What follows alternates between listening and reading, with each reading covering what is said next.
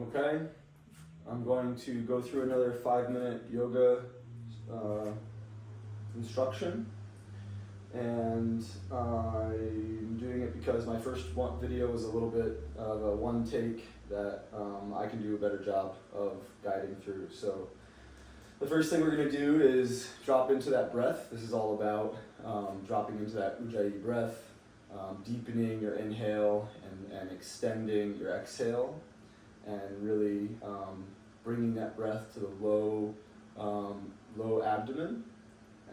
We're creating space in the hips, and we are creating length in the back.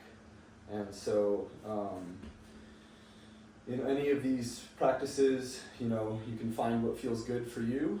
When it comes to the yoga postures, I found that this series of positions for me after a run or just before bed can be really good in terms of kind of cycling through the major tension points of the runner.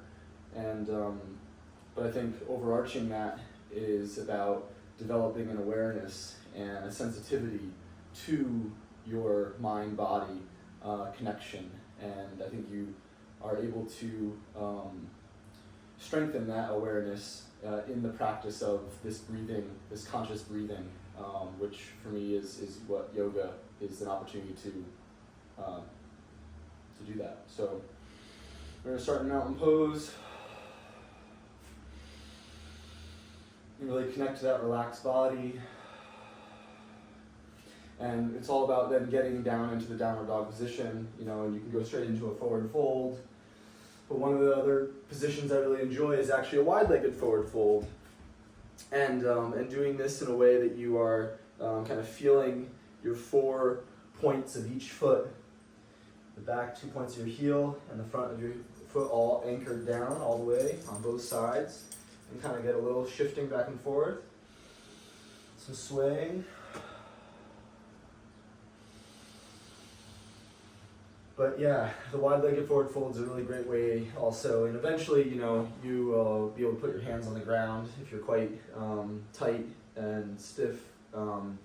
There's no perfect pose here. This is all about your body and your experience and developing a practice in relation to the breath. And it will come, it'll take time to really kind of achieve a full streamline of the breath, being able to go through to the toe into all of your extremities. And it's from blockages and tightenings around the hips from your whole experience on this earth and gravity pushing against you. And so when you learn to counteract that with breathing and yoga, you can get to a level of flexibility and control over your body.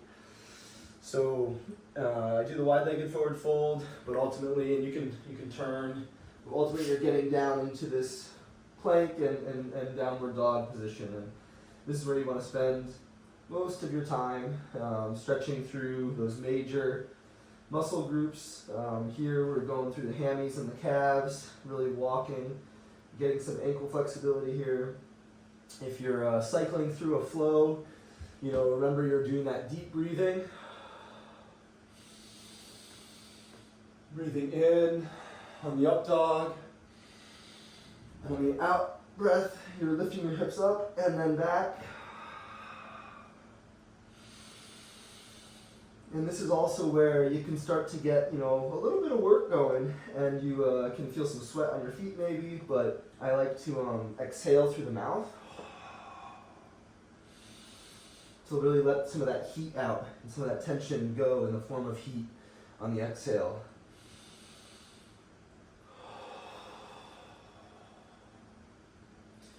Now after you spent some time here and really gotten a little work done, you can come down to your knees and do some cat-cows. So your cow stretches on the inhale as you drop your stomach. And in your exhale, you arch your back.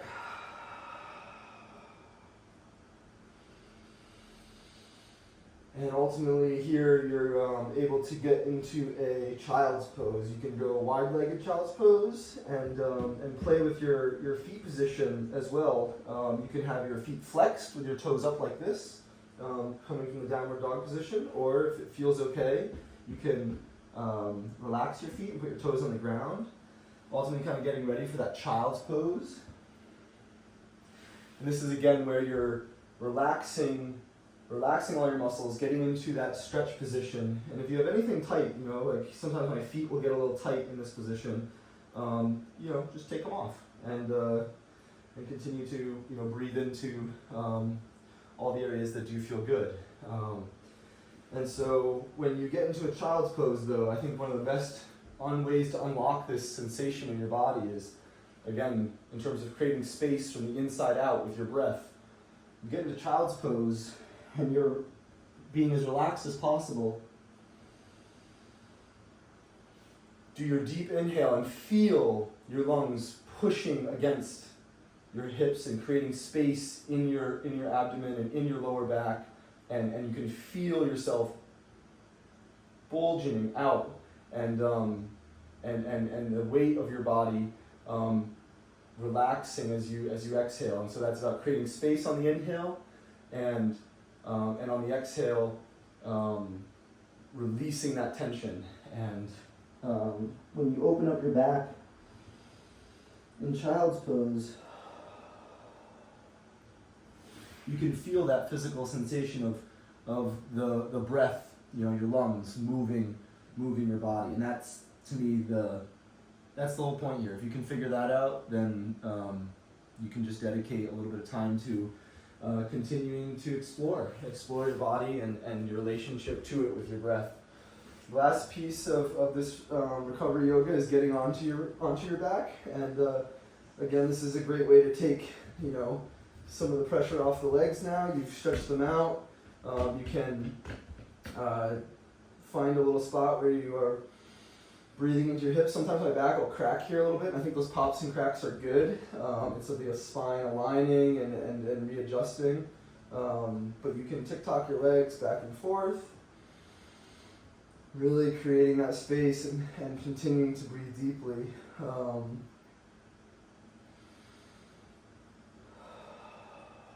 Ultimately coming fully onto the back and getting your legs up.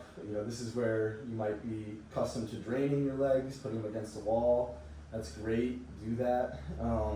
This is also where you can grab your feet and kind of create that pressure in the back and feel how your whole body is connected in a circle. And you can breathe into the back here and really feel how it's the same thing as the baby, as the child's pose in the happy baby. You can feel your breath pushing against the earth and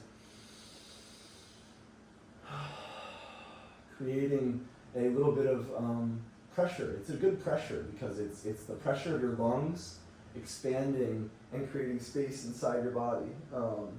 So after you spent a little time on your back, maybe you finish with a cobbler's pose and rub your feet out, give your feet a little massage. It's probably one of the other healthiest things you can do to finish a practice before bed, and spend a little time meditating on how much time you spend on your feet and the care that you need to put back into your recovery. That's where you're making your biggest gains in all the workouts and strength exercises and runs that you're doing on your legs and feet. So that's a full practice. Hope you got something from it or could follow along, and enjoy.